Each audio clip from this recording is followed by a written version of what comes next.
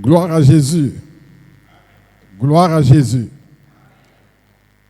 Nous sommes en présence de notre Dieu qui nous a invités à passer 3 jours ou 3 après-midi avec lui en cette approche de fin d'année. L'approche de fin d'année, c'est toujours un moment particulier indiqué par Dieu pour faire le point. Nous faisons le point avec Dieu. Et si nous faisons le point avec Dieu, nous faisons le point en toute vérité et en toute confiance. Et à partir du point que nous faisons avec lui, lui-même nous indique comment nous pouvons aborder les étapes suivantes de notre vie avec lui. Amen. C'est pour cela que nous sommes là. Et pour ce faire, le Seigneur nous a donné ce thème. Jésus-Christ, l'invité qui dérange. Jésus-Christ, l'invité qui dérange. Et ce thème est inspiré de la parole de Dieu. Nous allons lire ensemble dans l'évangile de Luc, au chapitre 7, cette référence qui a été donnée. Nous lisons du verset 36 jusqu'au verset 50. Luc chapitre 7, verset 36 jusqu'au verset 50. Nous lisons pour la gloire de Dieu. Un pharisien pria Jésus de manger avec lui. Jésus entra dans la maison du pharisien et se mit à table. Et voici une femme pécheresse qui se trouvait dans la ville, ayant su qu'il était à table dans la maison du pharisien, apporta un vase d'albâtre plein de parfums et se tint derrière aux pieds de Jésus. Elle pleurait, et bientôt elle lui mouilla les pieds de ses larmes, puis les essuya avec ses cheveux, les embrassa et les honnit de parfum. Le pharisien qui l'avait invité, voyant cela, dit en lui-même: si cet homme était prophète, il saurait qui et de quelle espèce est la femme qui le touche. Il saurait que c'est une pécheresse. Jésus prit la parole et lui dit: Simon, j'ai quelque chose à te dire. Maître, parle, répondit-il. Un créancier avait 2 débiteurs. L'un devait 500 deniers et l'autre 50. Comme il n'avait pas de quoi payer, il leur remit à tous 2 leurs dettes. Lequel l'aimera le plus? Simon répondit: celui, je pense, auquel il a le plus remis. Jésus lui dit: tu as bien jugé. Puis, se tournant vers la femme, il dit à Simon: vois-tu cette femme? Je suis entré dans ta maison et tu ne m'as point donné d'eau pour laver mes pieds. Mais elle les a mouillés de ses larmes et les a essuyés avec ses cheveux. Tu ne m'as point donné de baiser. Mais elle, depuis que je suis entré, et n'a point cessé d'embrasser mes pieds. Tu n'as point versé d'huile sur ma tête, mais elle a versé du parfum sur mes pieds. C'est pourquoi je te le dis, ses nombreux péchés ont été pardonnés. car elle a beaucoup aimé. Mais celui à qui on pardonne peu aime peu. Et il dit à la femme, tes péchés sont pardonnés. Ceux qui étaient à table avec lui se mirent à dire en eux-mêmes, qui est celui-ci qui pardonne même les péchés? Mais Jésus dit à la femme, ta foi t'a sauvée, va en paix. Amen. Voilà la parole sur base de laquelle nous aurons notre partage pendant ces 3 jours. Bien-aimés, lorsque nous participons à une retraite comme celle-ci, c'est vraiment un moment béni. Un moment béni où nous pouvons tirer le plus possible des grâces que le Seigneur nous réserve. Ce n'est pas un moment que l'on peut vivre de manière superficielle, avec distraction. Parce que Dieu parle et il parle fortement. Et ce n'est pas un hasard si nous allons passer 3 jours ensemble. C'est que Dieu a beaucoup de choses à nous dire. Amen.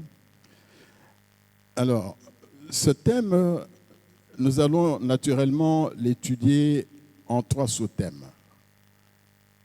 Un sous-thème par jour. Et nous allons y mettre le temps. Donc, un sous-thème par jour.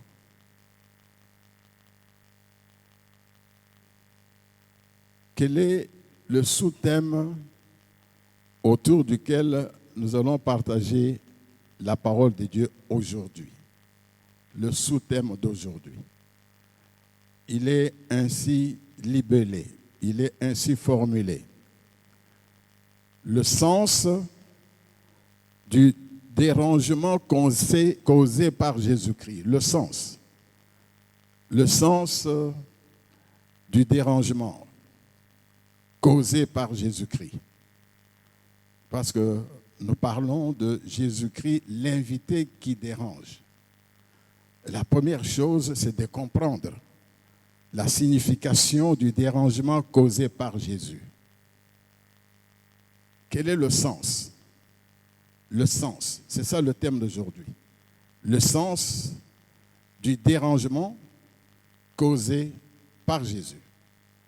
C'est le point de départ de notre partage de ces 3 jours.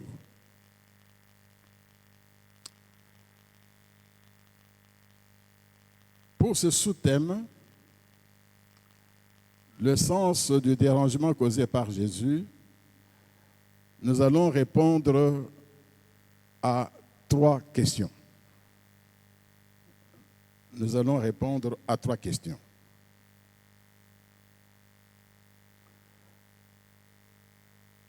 La première question, ceux que Jésus dérange, qui sont-ils? Ça, c'est la première chose. Ceux que Jésus dérange, qui sont-ils?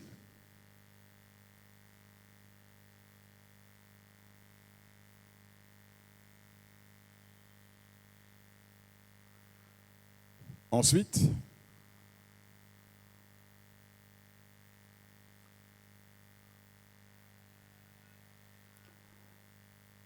deuxième et troisième question, parce que les deux vont ensemble.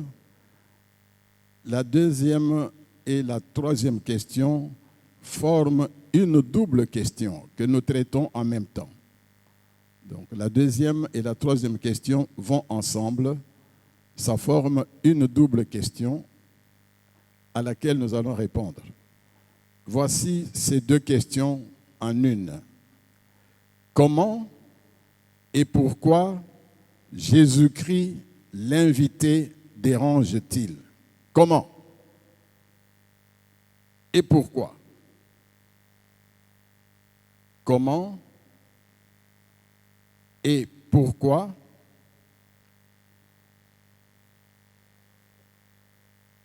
Jésus-Christ, l'invité, dérange-t-il?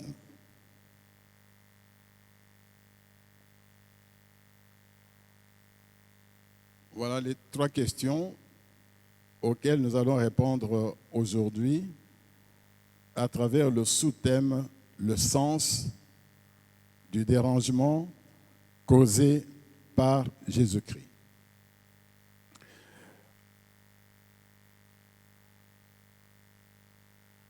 D'abord, la réponse à la première question.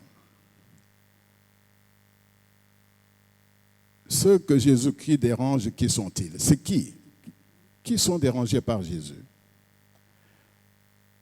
Pour le comprendre, nous commençons par voir le contexte dans lequel se situe ce thème général et le sous-thème. Quel est le contexte? Nous nous trouvons dans la maison d'un pharisien. Et dans cette maison, le pharisien offre un dîner. Il y a plusieurs invités à ce dîner. Il y en a plusieurs. Et parmi ces invités, il y en a un que nous connaissons et qui va nous aider à comprendre ce qu'il veut nous enseigner aujourd'hui, c'est Jésus-Christ. Il est l'un des invités, il n'est pas le seul. D'ailleurs, le texte nous l'a démontré qu'il y a d'autres invités. C'est ça le contexte. Et à partir de là, voici ce que le Seigneur veut que nous comprenions en premier lieu. C'est que Jésus acceptait des invitations qui lui étaient adressées par des personnes de toutes sortes. Il prenait même l'initiative d'entrer dans des maisons. Comme par exemple, il avait dit un jour à Zachée, « Zachée, descends, aujourd'hui je veux demeurer dans ta maison ». En d'autres termes, ce que j'aimerais que nous comprenions en premier lieu, c'est que Jésus ne choisissait pas, ne faisait pas de distinction, il ne discriminait pas, il ne choisissait pas chez qui il devait aller. Il était ouvert à tout le monde. Amen. Il était prêt à entrer dans toutes les maisons sans distinction. Et pour fixer les idées, à partir du contexte de ce texte, Jésus-Christ répondait aux invitations des pharisiens. Les pharisiens. Ces personnes qui étaient supposées être des gens qui étaient très attachés à la loi de Moïse et aux coutumes juives. C'était ça les pharisiens. Ils étaient zélés pour la loi de Moïse et pour les coutumes juives. À cause de cela, ils contestaient Jésus. C'était des contestataires, ils contestaient Jésus. Ils rejetaient les enseignements que Jésus donnait. Ils savaient ce que Jésus enseignait. Ce n'était pas conforme à la loi de Moïse, aux coutumes juives. Ils le rejetaient. Et parce que vous avez déjà lu la Bible, vous savez ce qui se passait. Souvent, ils lui tendaient des pièges. Ils lui tendaient des pièges de toutes sortes.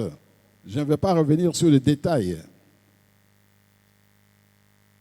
Et à travers tout cela, ils voulaient le faire chuter d'une façon ou d'une autre. Et le but final étant de le faire mourir. Nous savons qu'ils ont cherché par tous les moyens à le faire arrêter, à le faire mourir. Mais il entrait dans ces maisons-là, il répondait aux invitations. Comme chez Simon, le pharisien, il répondait. Et pourtant, ce sont des gens qui se convertissaient difficilement. Très difficilement. Mais Jésus y allait quand même, bien-aimé dans le Seigneur. Des gens qui se convertissaient difficilement. Et quand il le faisait, c'était en secret. Quand il se convertissait, c'était en secret. Rappelez-vous l'histoire de Nicodème. Nicodème était un pharisien. C'était un pharisien, docteur de la loi, c'est-à-dire il était versé dans la loi de Moïse. Il connaissait bien la loi de Moïse. Il connaissait bien le coutume juive. Et vous vous rappelez que Nicodème est allé voir Jésus de nuit. De nuit. pour lui poser des questions. Je ne veux pas revenir là-dessus. Et Nicodème est devenu disciple de Jésus.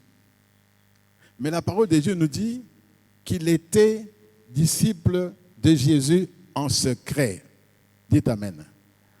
Disciple de Jésus en secret. En d'autres termes, bien-aimés dans le Seigneur, parce que cela est important pour notre enseignement de ce jour. Tous ceux qui se convertissent ne s'affichent pas nécessairement. Il y a des personnes qui se convertissent en secret. Des personnes qui cherchent à connaître Dieu sans s'exposer. Parce que les pharisiens avaient peur d'une chose, d'être exclus de la synagogue. Si on apprenait qu'ils suivent Jésus, on allait les exclure. Alors, pour garder leur privilège, leur statut, leur position, ils étaient disciples, mais en secret. Vous savez, nous en parlerons encore tout à l'heure. Il y a des personnes qui préfèrent se convertir dans une maison que dans une assemblée. Est-ce qu'on se comprend? Il y a des personnes qui préfèrent se convertir dans une maison plutôt que dans une assemblée. Si vous l'invitez dans une assemblée, c'est difficile. Mais dans la maison, oui. Ce qui explique que ma chérie, maman Karl et moi, il y a des personnes chez qui nous sommes déjà allés, que nous avons déjà reçus, mais qui ne sont jamais venus à l'AIFC. Je me rappelle un jour, ça c'est ma chérie, maman Karla, qui a eu, il y a déjà plusieurs années, à recevoir un jour une visite inattendue, deux dames. Pas n'importe quelle dame. L'une était l'épouse de l'un des hommes les plus riches du pays. Vous connaissez tous son nom, je ne vais pas le citer. Dites Amen.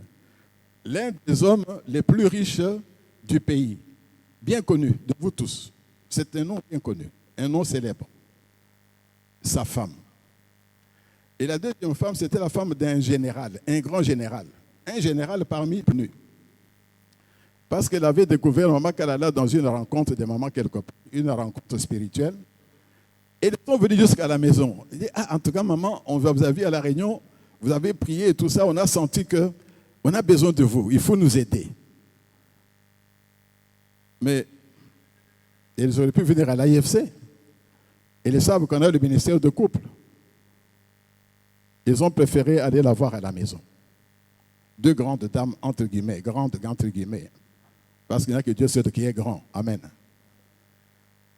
Donc, l'enseignement d'aujourd'hui m'oblige à rester un peu sur ces détails pour vous faire comprendre qu'il y a des personnes qui sont prêtes à se convertir, mais dans des circonstances, dans un contexte donné. Mais les pharisiens, en général, ne voulaient pas se convertir. Mais Jésus entrait aussi chez les publicains, chez les pharisiens et chez les publicains. Les publicains qui étaient rejetés par le peuple juif, qui étaient méprisés par les pharisiens, parce qu'ils étaient considérés comme étant des gens de mauvaise vie, des gens qui collaboraient avec l'occupant romain. Rappelez-vous que l'un des disciples de Jésus, c'était Matthieu, Lévi, Matthieu, que Jésus a trouvé là où il collectait les impôts, c'était les collecteurs d'impôts. Jésus l'a trouvé là-bas. Il lui a dit, viens, suis-moi. Il a tout abandonné, il l'a suivi. C'était un publicain. Et Jésus est entré dans la maison de Matthieu. Et quand il est entré dans la maison de Matthieu, beaucoup de publicains et des gens de mauvaise vie sont venus, sont entrés aussi. Ils ont mangé à la même table. Ce qui a irrité les pharisiens. Les pharisiens n'ont pas aimé ça. Regardez, il est allé manger avec les gens de mauvaise vie. Et Jésus dira, ce ne sont pas les gens bien portants qui ont besoin de médecins, mais les malades. Je ne suis pas venu chercher les justes qui peuvent compléter, mais les pécheurs. Justes et pécheurs. Et les publicains, eux, écoutaient Jésus. et se convertissaient plus facilement. Ce qui fait qu'un jour, Jésus a dit aux pharisiens, aux scribes, il leur a dit une phrase très forte. Il a dit, vous, la pharisiens et scribes, je vous le dis, les publicains et les prostituées vous précéderont dans le royaume de Dieu. Ils seront les premiers à entrer, mais vous n'allez pas y entrer. Vous allez y entrer difficilement.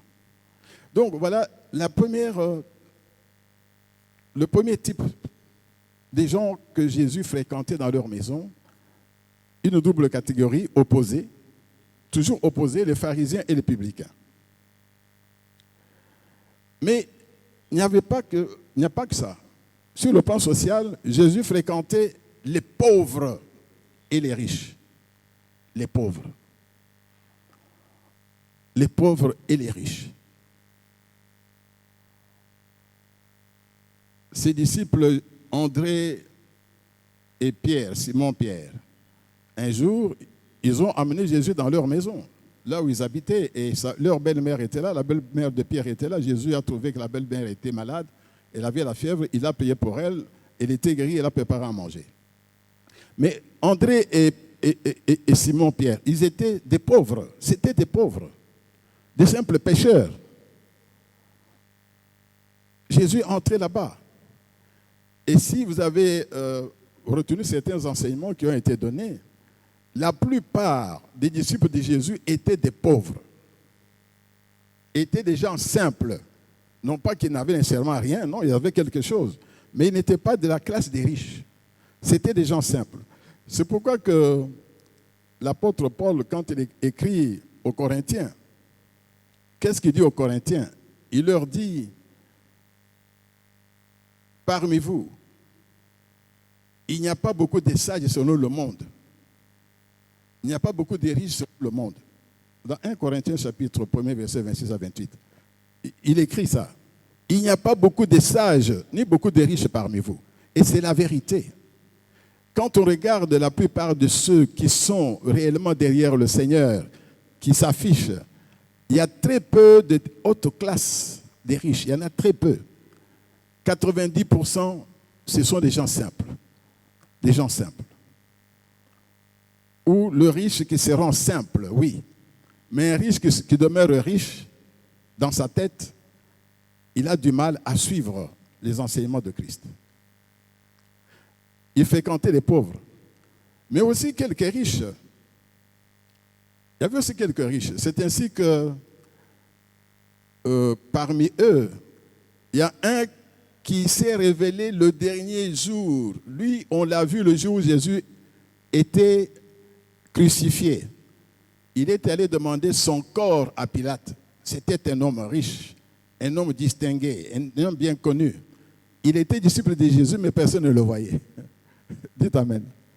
Il était disciple de Jésus, mais personne ne le connaissait. Mais le jour où Jésus est mort sur la croix, il est sorti de sa cachette. Il est allé chez Pilate pour lui dire, donne-moi ce corps, je vais l'enterrer dans le sépulcre que j'ai déjà préparé. J'ai oublié son nom. Comment il s'appelle encore? Joseph d'Arimathée. La Bible dit que c'était un conseiller distingué. Il était membre du Sanhédrin. Le Sanhédrin, le haut conseiller juif, il était riche. Mais c'était parmi les rares.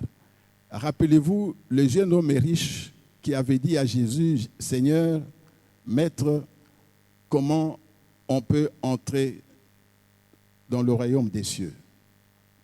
Jésus lui a dit, voilà, le commandement qu'il faut observer. Il lui a dit, non, j'ai tout observé. Il dit, bon, d'accord, vends tout ce que tu as comme bien, donne ça aux pauvres et suis-moi, tu auras un trésor dans le ciel. Il est parti, parce qu'il avait beaucoup de biens. Il était triste.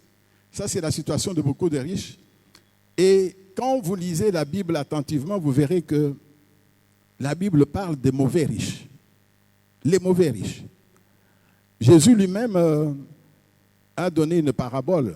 Le mauvais est riche et le pauvre qui? Lazare. Jésus lui-même l'a enseigné. Et dans les épîtres, vous verrez cela. Quand vous lisez dans Jacques chapitre 5, verset 1 à 6, on parle de mauvais riches. Dans la lettre de Paul à Timothée au chapitre 6, verset 17 à 20, il parle aussi de mauvais riches. Donc, ça dit que beaucoup de riches étaient mauvais. Rares étaient ceux qui venaient à Jésus. En d'autres termes, qui étaient dérangés ou qui sont encore dérangés jusqu'aujourd'hui? C'est la réponse à la première question. À travers ce que je viens de dire, c'est d'abord la première catégorie, ceux qui croient savoir, comme les pharisiens, ceux qui croient savoir, les suffisants, qui se comportent comme des conducteurs des ignorants. Parce qu'ils savent, ils sont conducteurs des ignorants. Alors qu'ils sont eux-mêmes ignorants, ils sont aveugles parce qu'ils n'ont pas la vraie connaissance. Ils sont aveugles parce qu'ils n'ont pas la vraie connaissance. Ils sont aveugles parce qu'ils n'ont pas la révélation. Donc la première catégorie, c'est ceux qui croient savoir. Et il y en a plusieurs bien-aimés dans le Seigneur, même dans nos églises, même dans ce ministère. Il y en a qui croient savoir. Je voudrais vous dire certaines choses, bien-aimés. Un jour, dans mon petit bureau à la maison, à la permanence, là nous avons notre petit bureau, j'ai reçu un bien-aimé qui était un peu fatigué de l'AIFC. Il y a longtemps, il y a une vingtaine d'années. Il avait ses problèmes. Il vient me voir. Il était même un des responsables du ministère. Un des responsables du ministère. Membre du comité exécutif. Il vient, il m'apporte une lettre. Je le reçois, il m'apporte une lettre. Ah, c'est quoi ça? Oh, je démissionne. Il m'a apporté sa lettre de démission du comité exécutif. Mais qui a un contrat ici, vous qui êtes là? Qui a signé un contrat avec moi? Qui a signé un contrat avec papa et maman Kalala? Vous avez été touché par le Seigneur. Vous êtes là pour le Seigneur, pas pour nous. Alors, il me donne sa lettre de démission. Moi, je dis, mais bien aimé, cette lettre, moi, je n'en ai pas besoin. Tu n'as pas d'engagement avec moi. Non. Je démissionne. Moi, je dis, mais pourquoi tu ne veux pas rester avec nous? Bon, voici ce qu'il me répond. Bon, qu'est-ce que j'ai encore à apprendre? Qu'est-ce que j'ai encore à apprendre dans mon bureau? J'ai pris sa lettre avec l'enveloppe, j'ai mis dans un dossier. Ça se trouve dans un dossier quelque part, dans une farde, jusqu'à aujourd'hui. Je ne l'ai pas lu, je l'ai mise là-bas. C'est triste.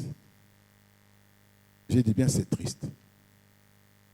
Ceux qui croient savoir, membres du comité exécutif, formateurs et tout ça, il dit, je n'ai plus rien à apprendre.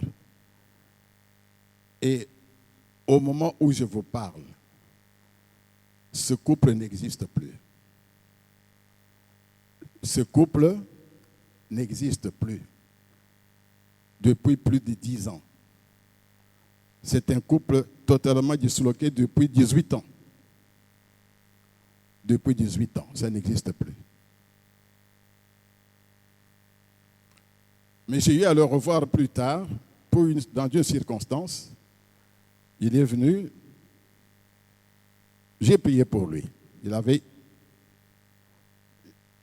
besoin de notre prière. Il est venu à la maison. Quelques années après, nous avons prié pour lui. On a passé un temps ensemble. Mais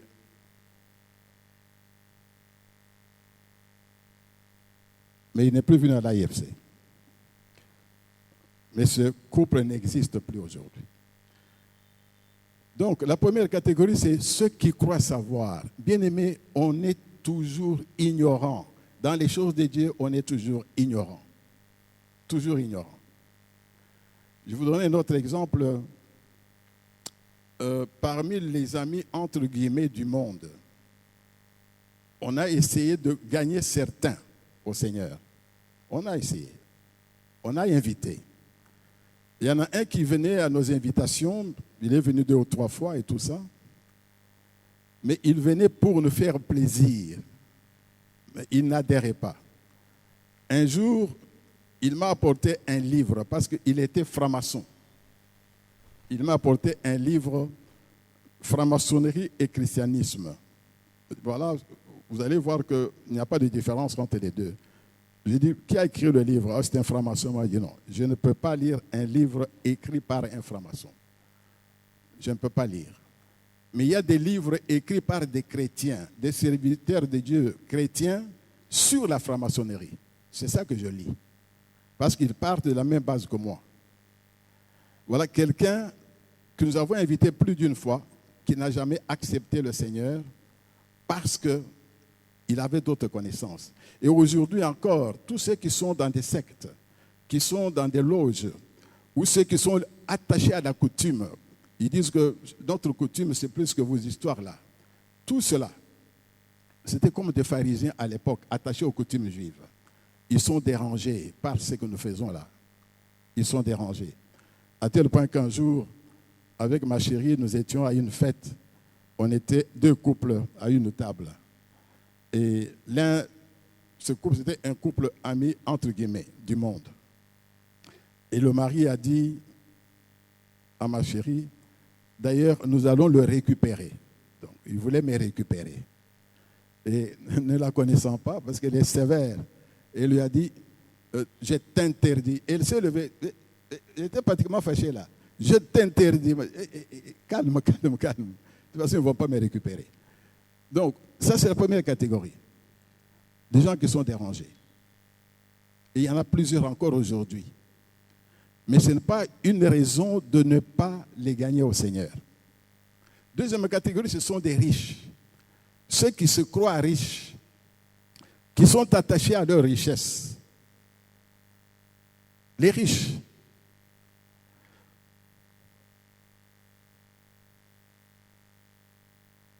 Donc, ils sont attachés à leur richesse,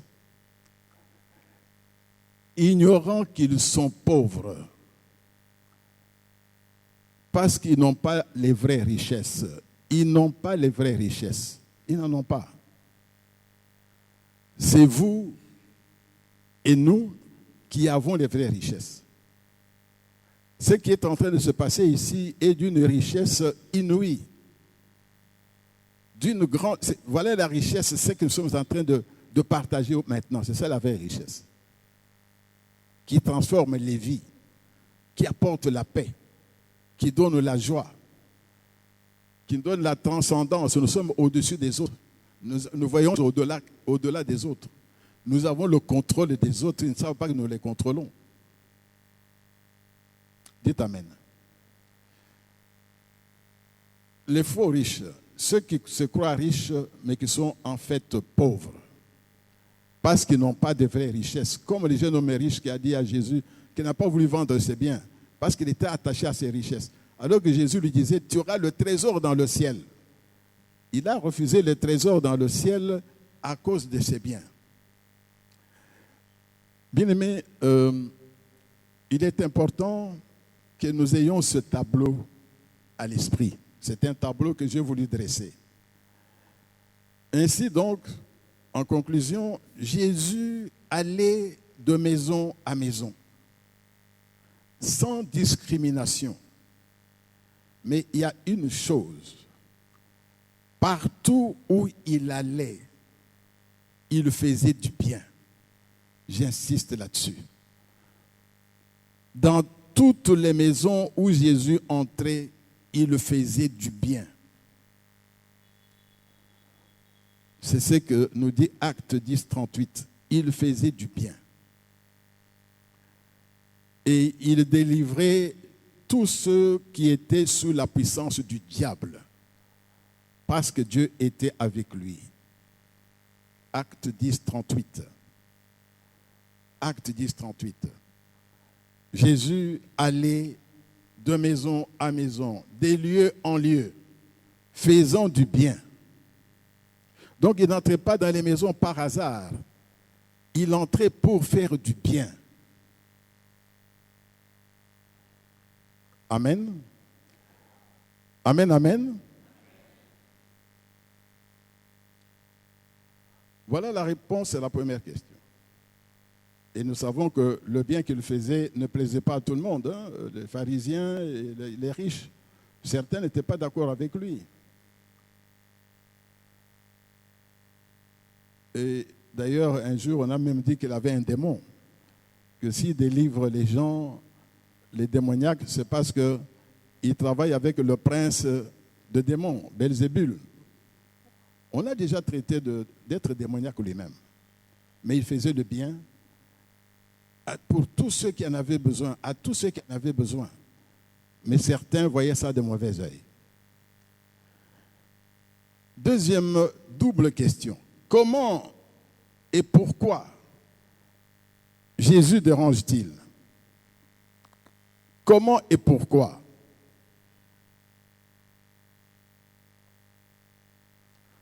Jésus dérange-t-il?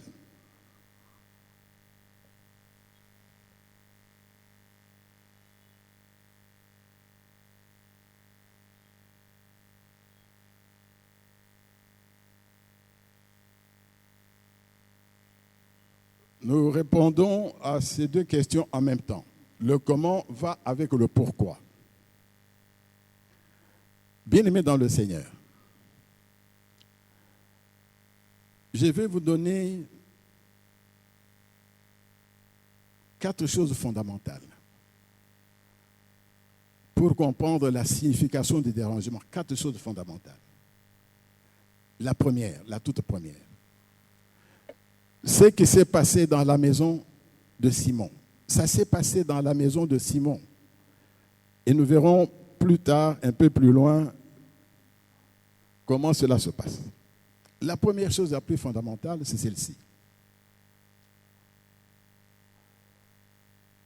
Pour les pharisiens, le repas, c'était un moment important de communion. C'est très important. Pour les pharisiens, le repas, c'était un moment important de communion dans la vie sociale et religieuse. Un moment important. Ce n'était pas n'importe quoi. Un moment important de la communion. De la communion. Aussi bien dans la vie sociale que dans la vie religieuse ou spirituelle. Donc, chez un pharisien, le repas avait une signification.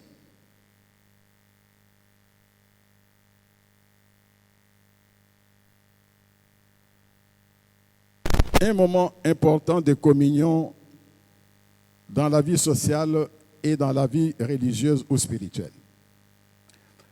C'est la raison pour laquelle il devait toujours se laver les mains. Toujours.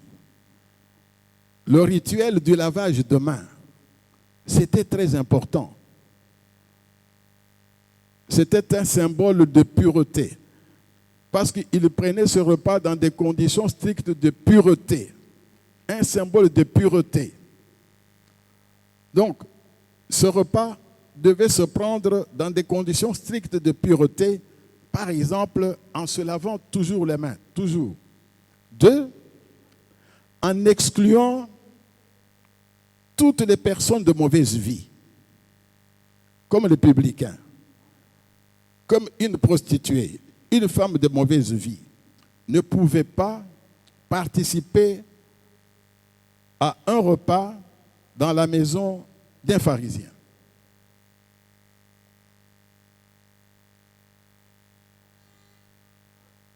Parce qu'il ne pouvait pas être en communion avec des gens de mauvaise vie. Parce que c'est considéré comme étant pur. Il devait être pur du dehors en se lavant les mains et du dedans dans le sens de dire, bon, ceux-là ne sont pas comme nous. Ils en avaient la prétention tout au moins.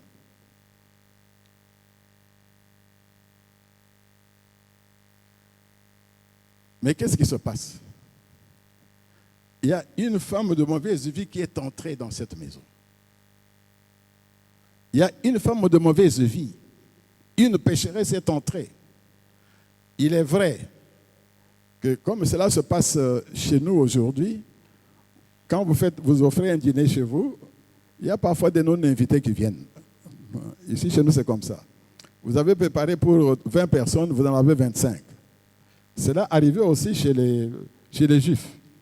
On pouvait offrir un festin Et on voit quelqu'un qui vient, qui n'était pas invité, mais qui vient. Mais sachant qui ils étaient, ce n'est pas n'importe qui venait. Ça, c'est une pécheresse. Et cette pécheresse est entrée comment? À cause de Jésus. Elle est entrée attirée par Jésus. Non seulement elle est entrée, elle s'est mise à toucher Jésus. Et pour Simon, c'était un scandale. C'était une abomination qui se passait dans sa maison. Jésus, en résumé, Jésus attirait à lui des gens de mauvaise vie. Il s'est permis d'en attirer une jusque dans leur maison. Dites Amen. Une pécheresse. Mais Jésus était fidèle à cette parole qu'il a dite lui-même. Jésus a dit, tous ceux que le Père me donne viendront à moi. Et je ne mettrai pas dehors celui qui vient à moi. Tous, sans distinction. Jean 6, 37. Tous ceux que le Père me donne viendront à moi, et je ne mettrai pas dehors celui qui vient à moi. C'est la raison pour laquelle lui n'était pas dérangé. Il dérange en attirant des gens de mauvaise vie chez le pharisien, mais pour lui, ce n'est pas un problème. Pourquoi? Parce que c'est sa mission, c'est normal. Dieu, le Père, lui envoie des gens de toutes sortes. Il reçoit les gens de toutes sortes. C'est comme un filet qu'il jette dans la mer et qui ramène à la surface toute espèce de poisson.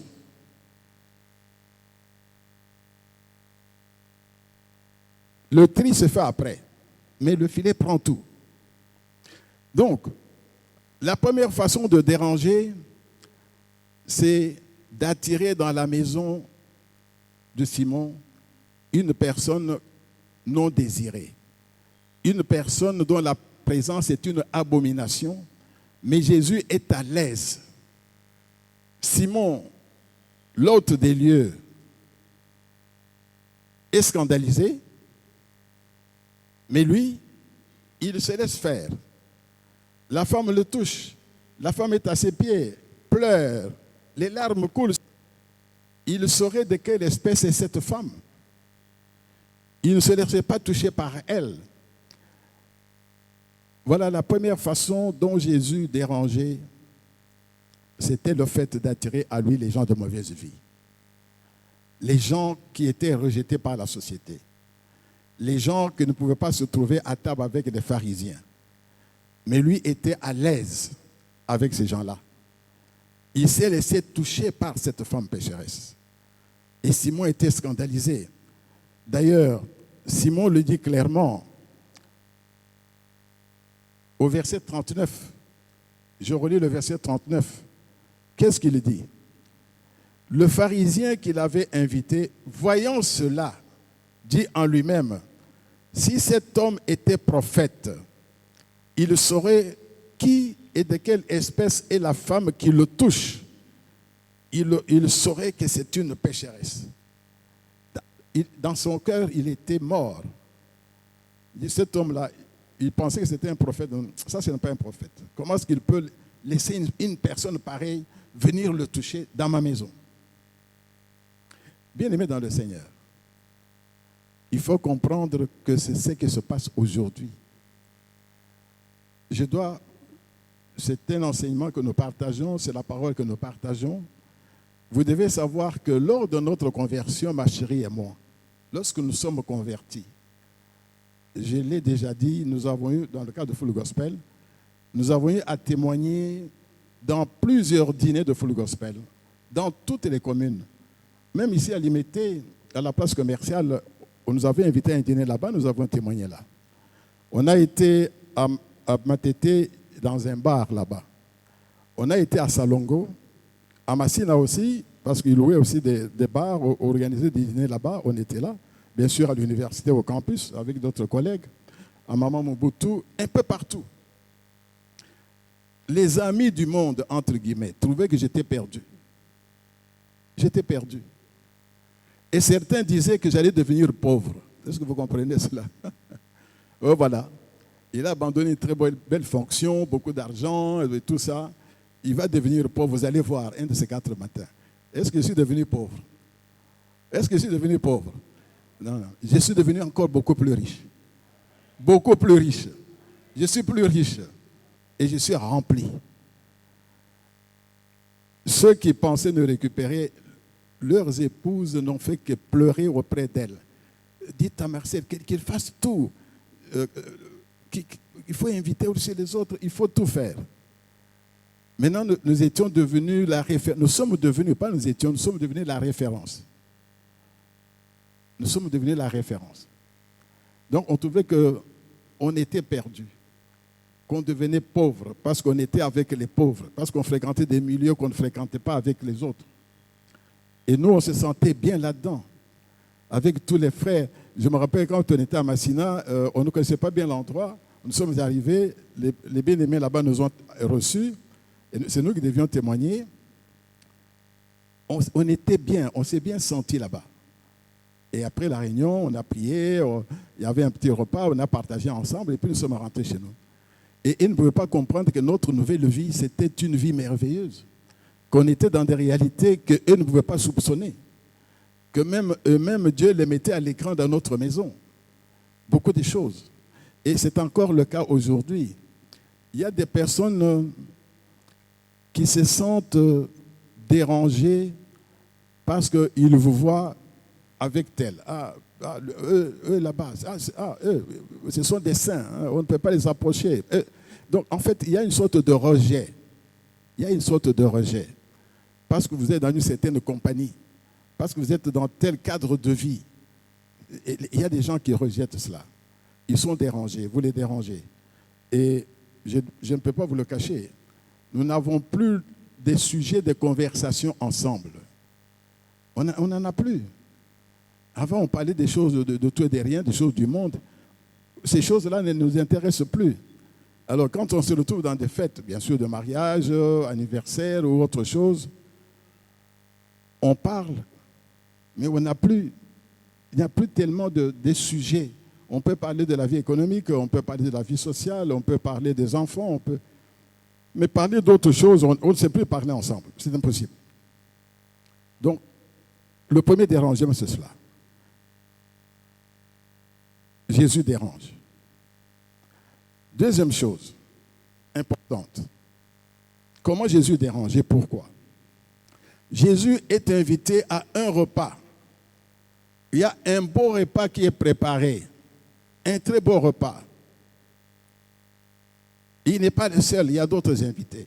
Je suis certain que le pharisien, en invitant Jésus, il avait préparé de très bonnes choses. Mais bien aimé dans le Seigneur, ce repas-là n'avait pas d'importance aux yeux de Jésus. Dites Amen. N'avait pas d'importance. Jésus, invité à un repas, apportait lui-même un repas à lui, qu'il tenait à partager avec tous. Invité à un repas, il ne se contente pas de ce repas-là. Jésus apporte son propre repas. Dites Amen. Un repas qu'il voulait partager avec tout le monde.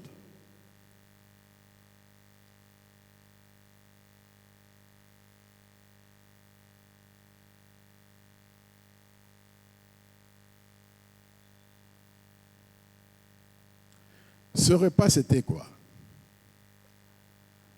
En tant que Dieu, il savait que la femme pécheresse allait être là. Ce repas était double. Il était là, pour exhorter Simon. Il n'allait pas seulement pour manger, il devait dire quelque chose. Il avait un message pour Simon. Il devait dire quelque chose à Simon. Il devait exhorter Simon. Celui qu'il avait invité, le pharisien, il devait l'exhorter. Et en même temps, exercer devant tous la miséricorde pour la femme pécheresse. Il dit que cette femme n'est pas là pour rien. Elle a besoin de ma miséricorde. Je vais exercer ma miséricorde. Voilà le repas de Jésus. Comme il le dit lui-même, ma nourriture est de faire la volonté de celui qui m'a envoyé et d'accomplir son œuvre. C'était ça sa nourriture. Et dans ces circonstances-là, pour Jésus, c'était une situation, une occasion favorable. C'était une occasion favorable pour exhorter le pharisien qu'il invitait et en même temps exercer, manifester et exercer la miséricorde. C'était ça le repas de Jésus. Le repas spirituel qu'il tenait à partager avec ceux qui étaient là. Donc, invité dans la maison de pharisien, le pharisien s'attendait à ce que Jésus apprécie les mets qui étaient apprêtés. Mais Jésus avait des mets supérieurs, dites Amen.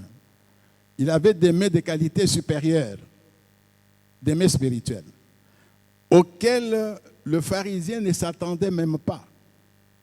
Le pharisien pensait que pendant le repas, il allait poser des questions, tendre les pieds à Jésus, discuter. Non.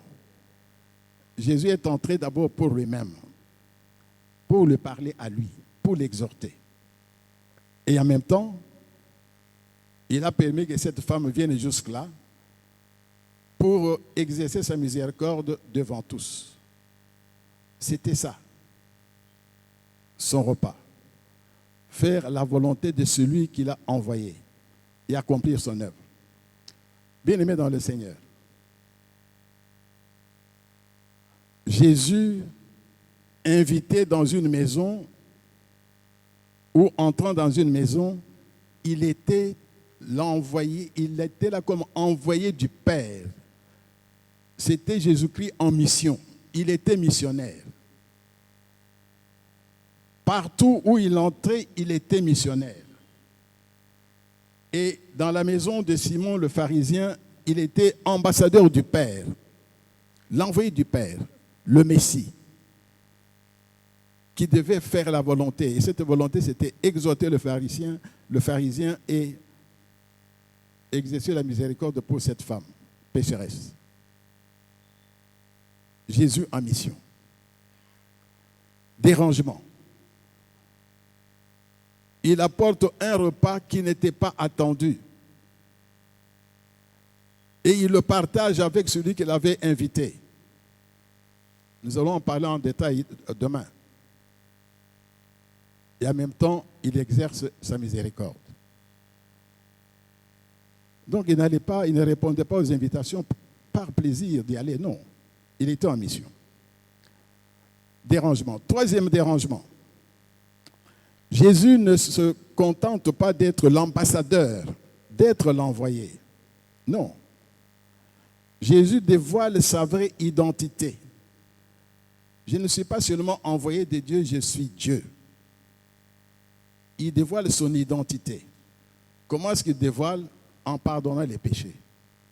Il pardonne les péchés. Il dit à la femme, tes péchés te sont pardonnés. Tes péchés sont pardonnés.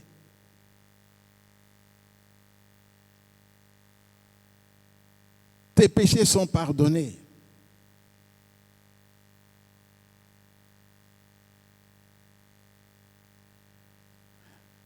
De telle sorte que les autres convives, les autres invités qui étaient à table,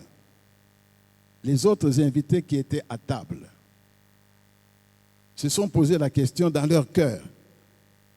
Qui est celui-ci qui pardonne même les péchés? Qui est celui-ci? Ils ne comprenaient pas. Les gens étaient étonnés. Les gens étaient bouleversés, se posaient des questions.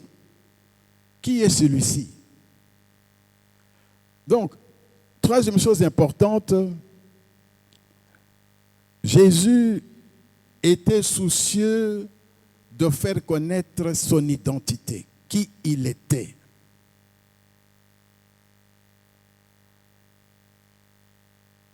Rappelez-vous qu'un jour, il avait posé la question à ses disciples.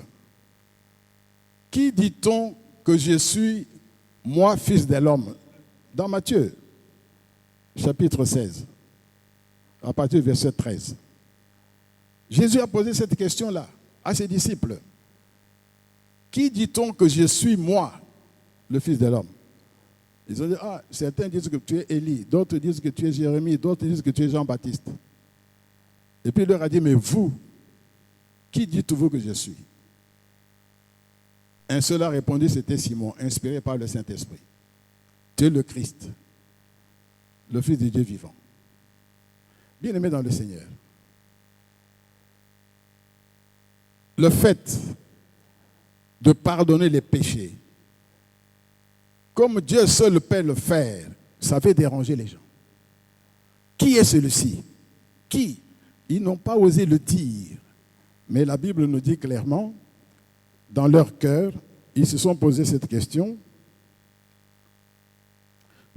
Au verset 49, ceux qui étaient à table avec lui se mirent à dire en eux-mêmes, qui est celui-ci qui pardonne même les péchés? Qui?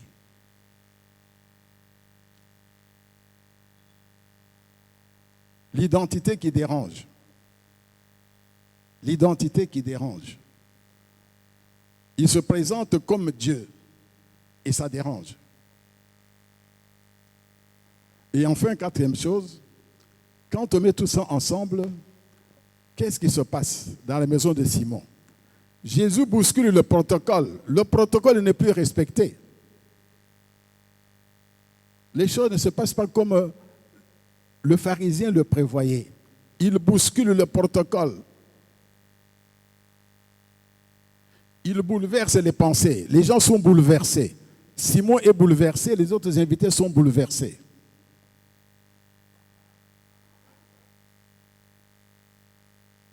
Bouscule le protocole, bouleverse les pensées et ne laisse personne indifférent vis-à-vis de lui. Personne n'est indifférent. Il attire l'attention de tous. Il attire l'attention de tous.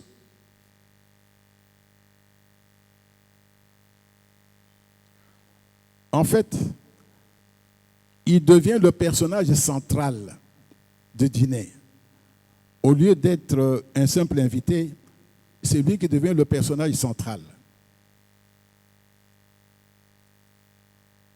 du dîner. En quelque sorte, il vole un peu la vedette à celui qui l'a invité. Ça fait que même après le dîner, quand les gens vont partir, ils parleront certainement de ce qu'ils ont mangé, mais ils vont parler plus de ce qui s'était passé. Dites Amen. Tous ceux qui étaient à table, une fois rentrés chez eux, on va dire, qu'est-ce que vous avez mangé? On a mangé ça et ça, ça. Mais vous savez, ce Jésus-là était là. Voici ce qui s'est passé. Voici ce qu'il a dit. Donc, ils partent marqués par Jésus. Parce qu'ils sont bouleversés. Ils bouleversent. Bien-aimés dans le Seigneur.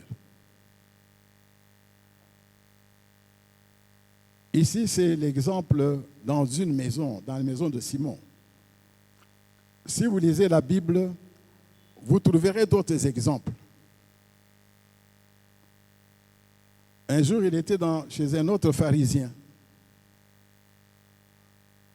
Vous lirez ça vous-même dans Luc chapitre 11. Luc 11, versets 37 à 41. Vous lirez ça par vous-même. Dans une autre maison, d'un autre pharisien qui l'avait invité. Vous allez me dire ça chez vous. Luc 11, 37 à 41. Jésus vient pour manger. Lui, il ne se lave pas les mains. On dit, mais pourquoi toi, tu ne laves pas les mains? Il commence l'enseignement tout de suite. Vous lavez le dehors, mais le dedans est plein de méchanceté. Et quand vous lisez tous les chapitres, il ne fait que dire des choses dures. Des choses dures. Tout le chapitre 11. À partir de ce verset 37 et plus loin. Vous verrez comment il a parlé. Vous lirez aussi dans Luc 14, 1 à 6. Toujours invité chez un pharisien le jour de sabbat. Luc 14, 1 à 6. Il y a un malade là, il y a un malade. Jésus le guérit le jour de sabbat. Il dérange. Il dérange.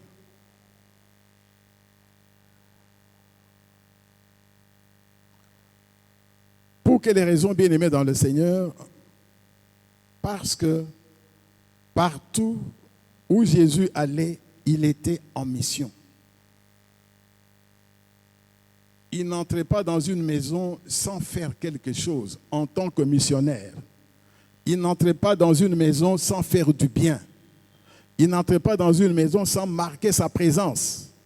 Il n'entrait pas dans une maison sans manifester son identité, sans affirmer son identité. Ça, c'était Jésus.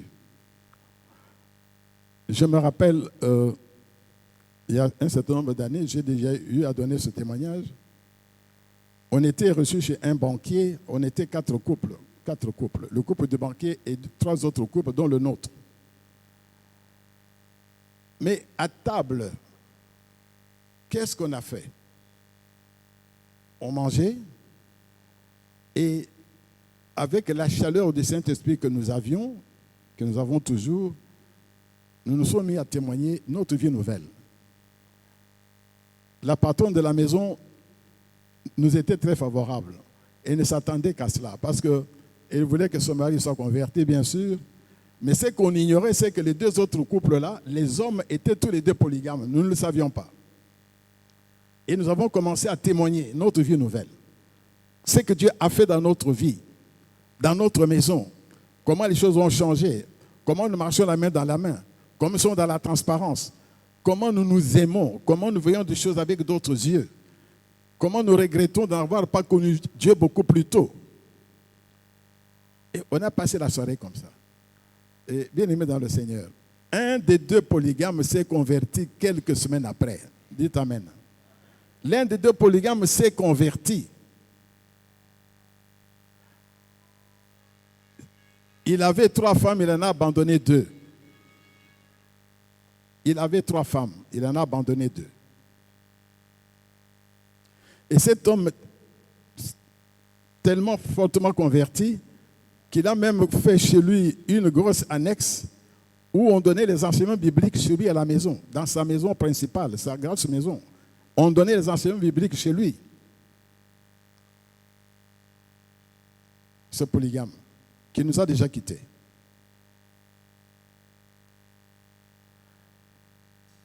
Marquer son identité, marquer ce qu'on est. Il y a quelques mois, ma chérie et moi, on était invités à un repas d'anniversaire, un grand anniversaire. On était 30 à 40 personnes dans la maison. On attendait que la personne qui fêtait son anniversaire nous rejoigne. On était tous installés, bien installés. Et sa place était gardée non loin de nous là-bas, à la table où nous étions. Quand la personne est entrée, là où nous étions, tout le monde s'est mis debout. On a commencé à applaudir. Elle a tout de suite commencé à chanter pour son anniversaire. Elle a entraîné tout le monde. Ma chérie Maman Kalala. Elle a entraîné tout le monde. Les gens ont commencé à chanter, à chanter. Et la personne a fait le tour, salué les invités, et puis elle est venue se mettre non loin de nous là-bas. Tout le monde était debout. J'ai demandé que tout le monde reste debout. Et c'est moi qui ai fait la prière pour confier la cérémonie au Seigneur, le repas, la personne, etc. Amen, amen. Il y avait des invités qui ne nous connaissaient pas, mais certainement, à partir de ce moment-là, même quand on s'est mis à table pour manger, parce qu'on a quitté là où nous étions, nous sommes allés à un autre endroit où les tables étaient préparées, on savait qui nous étions. On savait qui nous étions, même ceux qui ne nous connaissaient pas. Cela veut dire, bien-aimés dans le Seigneur, qu'est-ce que le Seigneur veut nous dire aujourd'hui? Est-ce que nous, qui sommes couple chrétien, membres de l'AIFC, est-ce que nous sommes à l'image de notre Maître? Est-ce que nous sommes à l'image de notre Maître aujourd'hui, nous qui sommes là? Être à l'image de notre Maître, ça veut dire quoi? C'est être toujours en mission partout où nous nous trouvons. Notre Maître était en mission partout où il était.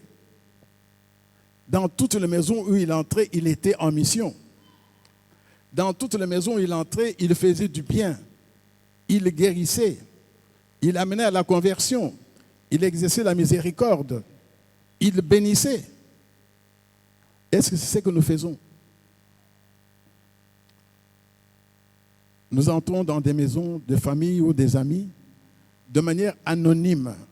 Bien-aimés dans le Seigneur, c'est visible quand on regarde combien des invités nous avons dans l'AIFC. Dans nos enseignements, nous terminons le séminaire 3, qui est le séminaire d'ambassadeurs pour Christ. Vous êtes ambassadeur dans cette salle. Qui fait la fonction d'ambassadeur encore aujourd'hui? Quel est le couple ambassadeur dans cette salle?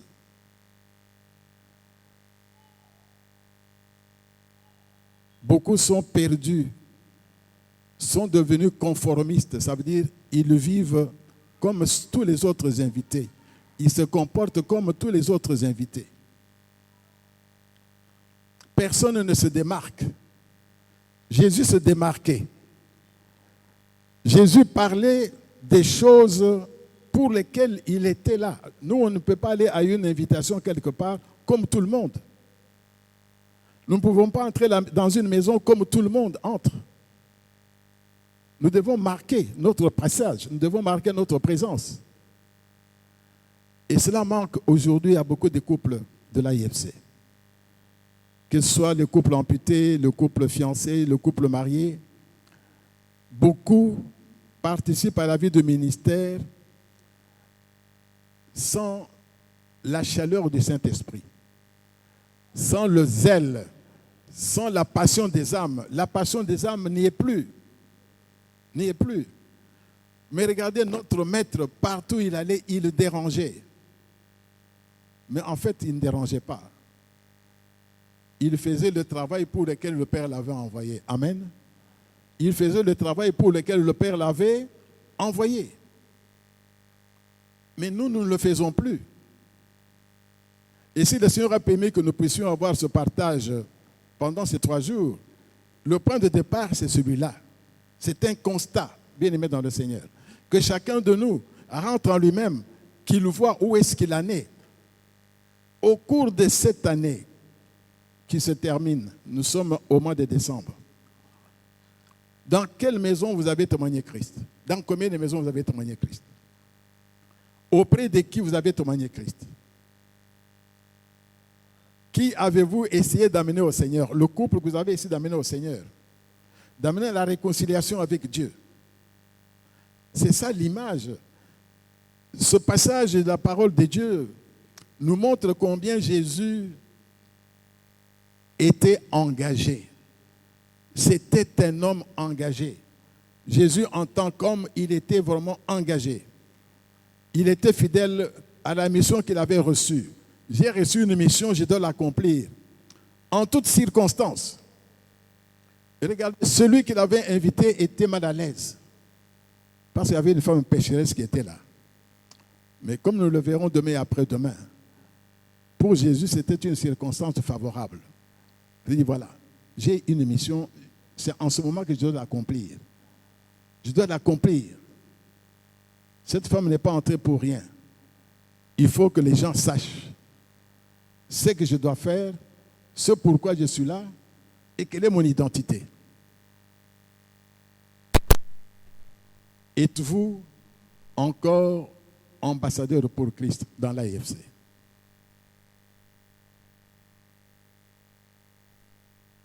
Toutes ces dernières années, combien d'âmes vous avez gagné? Combien de couples vous avez exhortés? Combien vous avez invité à nos rencontres? Combien? À chaque récollection, on remet les invitations. Je le fais imprimer. 300. Dimanche prochain, de la semaine prochaine, il y en aura encore qu'on va donner. Non, pas dimanche, c'est dimanche ici. On sera là. On va encore donner des invitations qu'on devra utiliser pour inviter les gens. Bien-aimés dans le Seigneur, je voudrais terminer par là. Le Seigneur a voulu nous parler de le sens du dérangement. Le sens du dérangement. Et si nous avons bien compris, le dérangement, c'est pour ceux qui ne veulent pas de Christ, ceux qui n'aiment pas l'enseignement de Christ. Mais Dieu nous envoie même vers cela, comme lui-même le faisait, même chez les pharisiens. On ne peut pas être bloqué parce que celui-là est contre nous. On ne sait pas quel jour la personne peut se convertir. On ne le sait pas. Même le voleur, le bandit s'est converti sur la croix. Nous avons seulement à semer. Notre rôle, c'est de semer. Notre rôle, c'est de semer. On ne sait pas ce qu'il va prendre. C'est Jésus qui fait croître. Même ceux qui nous semblent être les plus difficiles à gagner au Seigneur, c'est l'Esprit de Dieu qui agit, ce n'est pas nous. Ne soyons pas limités. Jésus allait chez les pharisiens qui ne l'aimaient pas, mais il y allait. Donc, ne soyons pas bloqués par un quelconque obstacle humain. Je me rappelle que dans notre quartier, nous sommes allés de maison à maison dans notre avenue. Nous sommes entrés de maison à maison. Nous avons forcé les portes. On trouve une femme seule et qui pleure, qui dit « Maman, vraiment faites tout, venez notre jour. Comme ça, vous allez trouver mon mari. Moi, je ne peux pas lui parler parce que je parle à mon mari, il va se fâcher. Il faut revenir vous-même. » Nous sommes allés de maison à maison. Nous sommes entrés dans différentes maisons dans notre avenue. Nous l'avons fait. Ambassadeur de Jésus-Christ. Est-ce que vous l'êtes encore? Est-ce que vous l'êtes encore? Qu'est-ce qui vous empêche de le faire? Bien-aimés, demain et après-demain, le Seigneur va nous ouvrir des yeux sur certaines réalités spirituelles de notre vie qui ne nous permettent pas d'être de vrais ambassadeurs. Et si nous sommes là, dans cette retraite, c'est aussi pour remplir toutes les conditions qui peuvent nous mettre en position d'être de vrais ambassadeurs. Parce que certaines de ces conditions, nous ne les remplissons plus. Que Dieu bénisse sa parole.